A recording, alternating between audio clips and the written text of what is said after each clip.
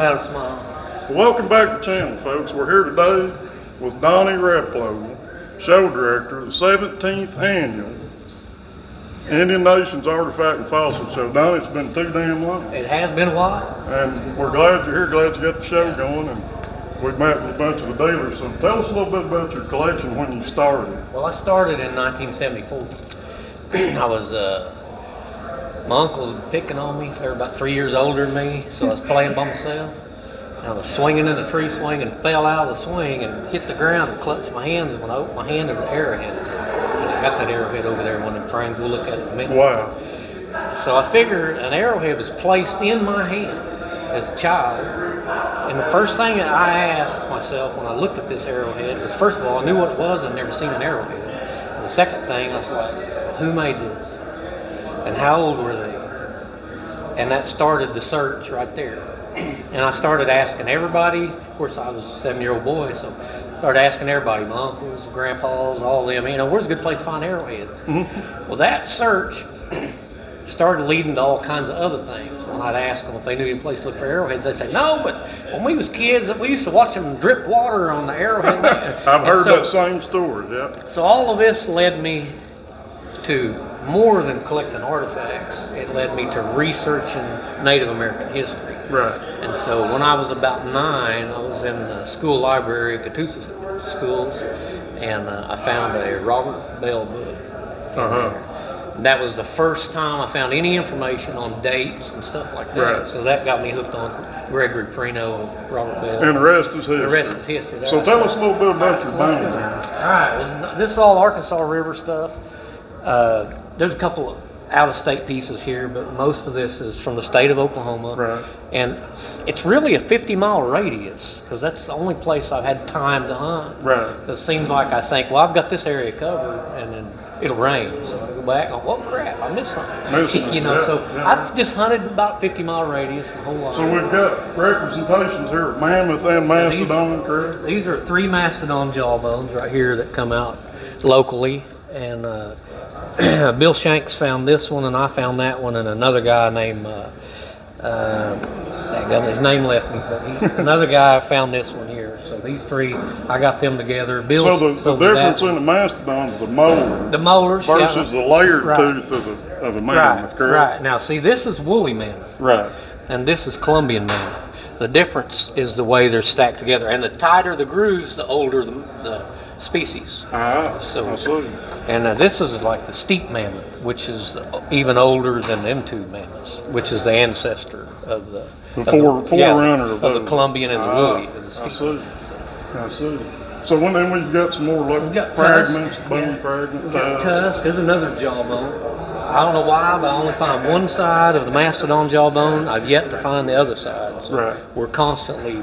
That river is pretty dynamic. It mixes and rolls. And I found a lot of. I've got sloth. This is a sloth bone right here. The giant sloth. Yeah, the giant, which is they're responsible for the hedge apple being here. That was their favorite fruit.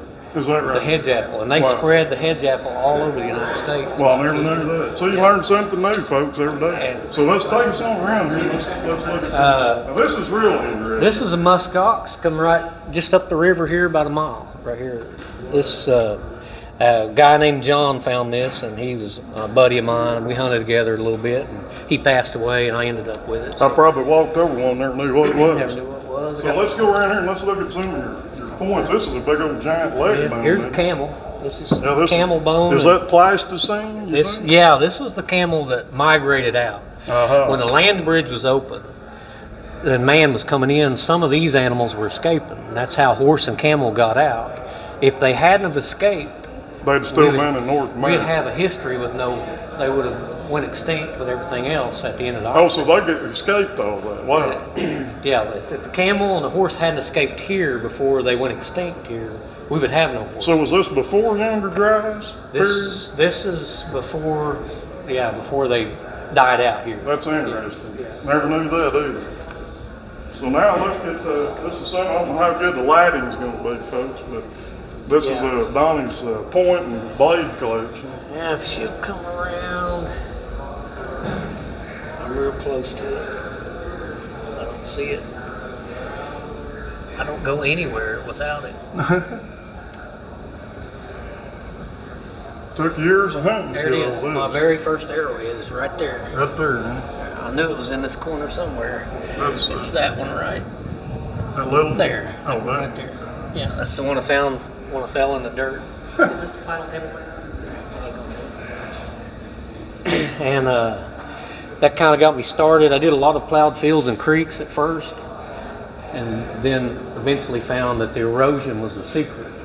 And so I started looking where they put an addition in or whatever, and that led me to rivers and stuff like that. So even to this day, when they come in and tear something up. Now you mentioned before you did find some mainly fossil bone in the old Verdigris River bed? Yes, the old Verdigris River. When they were putting the channels in when I was a kid, my grandpa had cattle that he ran down there, and we went down there one time and they'd shut one of the locks off to do some work to it. It was not long after they got it going, and so they closed one section just for a period of like 4 days, and then they opened the water run back through there. I don't know what they were working on, but so they had to lower it, and you got in when it was real low. And when we were driving down there, I seen the rocks and stuff out in the middle of Verdigris River where there was a couple of rock bars. I said, "Let me out."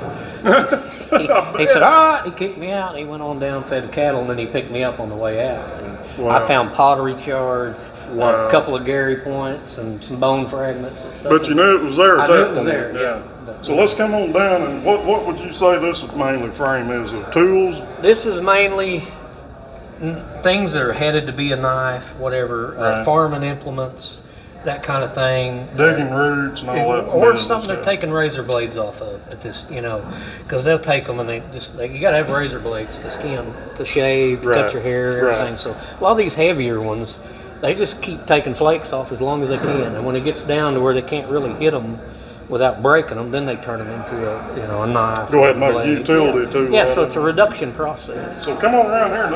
This is a really interesting frame. So you'll have to come in kind of behind and get ahead of us, but come in on this Calf Creek frame right there. That's my personal found Cossatock collection, Calf Creek. You probably won't see a better frame in Oklahoma. I mean, that's about as good as it gets. The first Calf Creek that I found was in a creek. I didn't know it was a specific type. Right. It's also the same creek I found my first Scotsmouth in. Wow. Which is why I think they're related. They were hunting the same methods and styles. Well, see, a lot of this stuff that people take for granted, they never think of it in those terms, But so I don't remember seeing them, but do you have any hair hays on you here? I do today? have a couple of hair hays, but I don't, right offhand, my hair hay collection, there's one. Yeah. It's been reduced over the years. Right. Because when I didn't have any money, I traded them for arrowhead cases. So come in here again and let's get a good shot of this Cody frame right here. This is old Scott's Bluff, Cody, some Eden. There's tools in it too as well. There's another hair hay back here. There's two right here that I found when I was a kid. Came off my grandma's place. Uh-huh. These two little hair hays right here. Right. Are my favorite two hair hays. The ones in the very bottom corner. But my bigger ones, I sold them all. This is a really pretty piece. What's that material that's swirling? What do you think that is? Is that?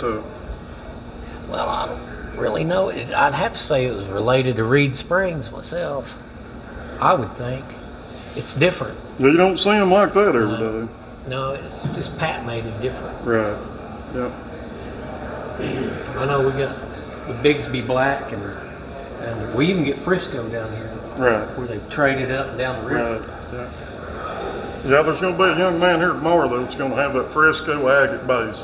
Remember that when I sent you the picture? Yeah. So we'll meet up with him tomorrow, and we'll go ahead and cut this off, and we'll do you another one tomorrow. Shoot the segment 2, and we'll be talking with a lot of the collectors tomorrow. So tune in for that, hit the thumbs up, subscribe, and we'll have one right behind this one.